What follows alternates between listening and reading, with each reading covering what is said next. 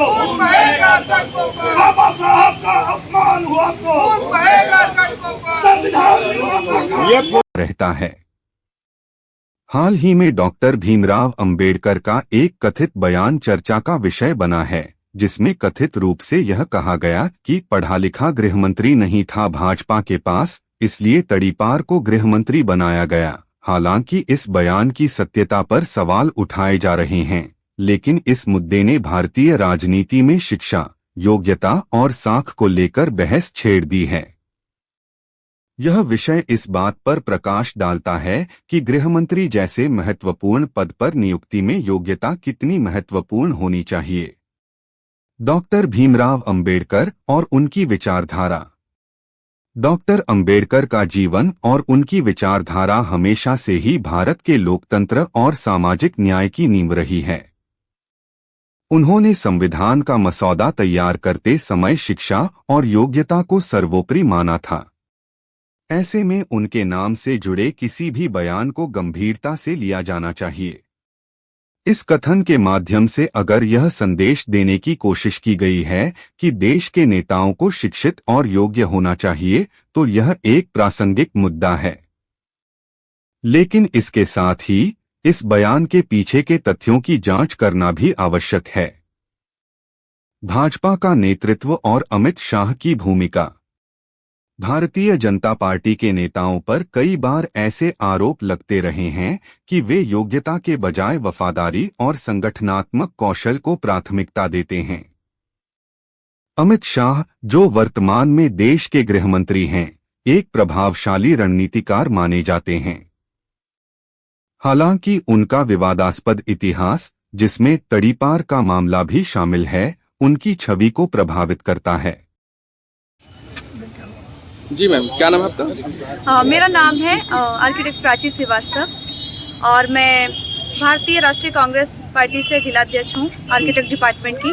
और यहाँ पे हमारे साथ सभी लोग हैं, आदरणीय जिलाध्यक्ष जी जयप्रकाश मिश्रा जी, और यहाँ पे सभी हमारे कांग्रेस पार्टी के पूरा परिवार एकत्रित है यहाँ पर। जैसा कि आपने बयान देखा होगा कि अमित शाह जी ने संसद भवन में हम जो बराबरी का ऊंचा नीचा तोल दिया अंबेडकर जी को और प्रभु श्री राम जी को।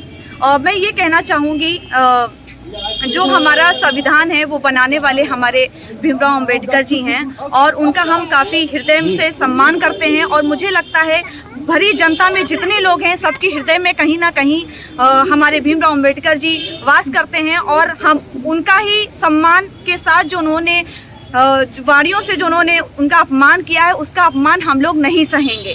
और बात रही भीमराव अंबेडकर के बारे में, जितने संघर्षों ने उन्होंने ये जो पद अपना लिया और जितना आगे बढ़े, वो इतने संघर्ष, इतना अपमान सहने के बाद, और आज फिर से वही चीज़ उनके साथ हो रही है। दोबारा अपमानजनक बातें सांसद भवन में की गई, जो कि बहुत ही सरासर गलत बात है। ऐसा बोलने से पहले उनको कई बार गुना उनको सोच लेना चाहिए था। जब प्रभु श्री राम जी की जब तुलना उन्होंने जब ये शब्द करके कहा कि अगर राम राम किया होता तो 7 जन्मों का स्वर्ग की जगह उनको प्राप्त होती, मैं कहना चाहूँगी मेरे प्रभु श्री राम जी ने भी वही किया जो आम सभी को करना चाहिए था। उन्होंने उसी समय संविधान को सिखाया था और वही अंबेडकर जी ने हमारे जीवन में आकर के हमारे जीवन को जगाया और उन्होंने संविधान को बनाया। उन्होंने भी, मैं नारी हूँ, नारी होकर ये भी कहना चाहूँगी, आज मैं अगर आपके समस्त और आप जनता के समस्त खड़ी हूँ तो ये भीमराव अंबेडकर जी की देन है। और आपके सामने जो मैं बात कर रही हूँ वो भी उन्हीं की देन है।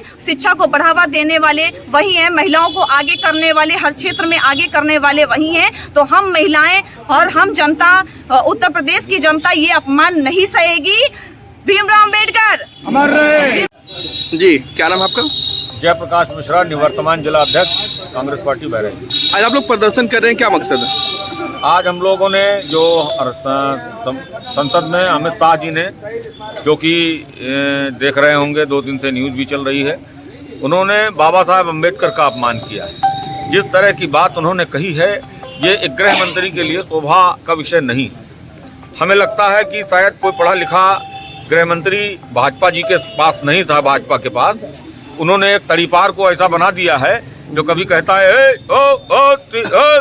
सफेद शर्ट, और कभी बाबा साहेब अम्बेडकर का अपमान करते हैं, कभी दुनिया का नाटक कर रहे हैं वो। इसलिए उनको, ये मेरी राय भी है, ईश्वर उनको सद्बुद्धि दे, उनको बुद्धि आवे कि कम से कम ऐसे महात्माओं का तो अपमान न करें जिन्होंने अपने लहू से इस धरती को सींचा है।